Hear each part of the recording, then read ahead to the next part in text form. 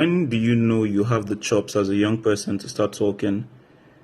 When you have the results to back it, but you're not an all-time great yet? Do you start talking or do you document? Thank you.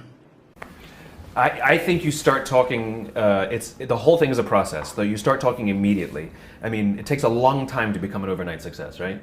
And I think for the both of us and everybody we know that we admire and who's achieved anything, they've been at this a long time and they've been talking at it. And by the way, they weren't great at the beginning. They go watch early interviews of Steve Jobs, right? Early interviews of Steve Jobs are fantastic. He's terrible. And he actually in one of them says, I need to go throw up because he's so nervous about talking on camera. He's terrible.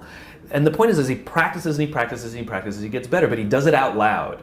And I think the idea of hiding until it's perfect, it's a fool's game. I think you put yourself out there, you start, you practice out loud, then you get feedback, and you grow. You counterpunch. You adjust. You put it out there. I would say the one thing that you may be referring to that I talk about a lot is it's tough to come out the gate at 22 and say this is the definitive thing. Here's my advice.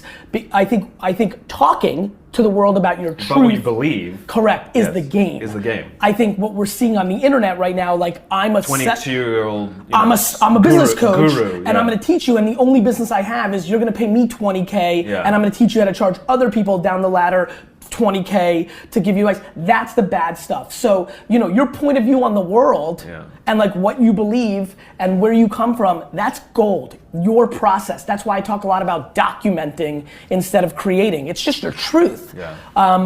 But I agree with you. I mean, there's no substitute for doing the amount of people that wait for the perfect thing and then never do anything. You know, the most beautiful thing when you're young and you think you have something to contribute is to admit that you don't know everything, admit that you're learning. Yes. If you say, I'm a 22-year-old expert and I can help you do X, Y, and Z, it's not true. There's so much more to learn and everybody knows that.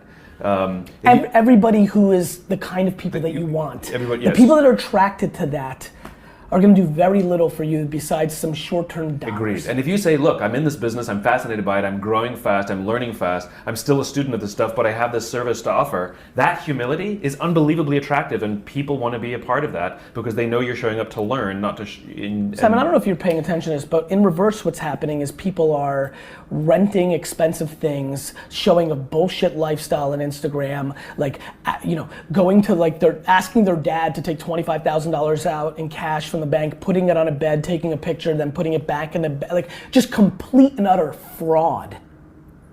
And it pisses me off. That's insane. Yeah, and by the way, like it's just a non-winning game. And you only attract people who want the that. Worst. And that's not even who you are. The worst. Anyway, Simon.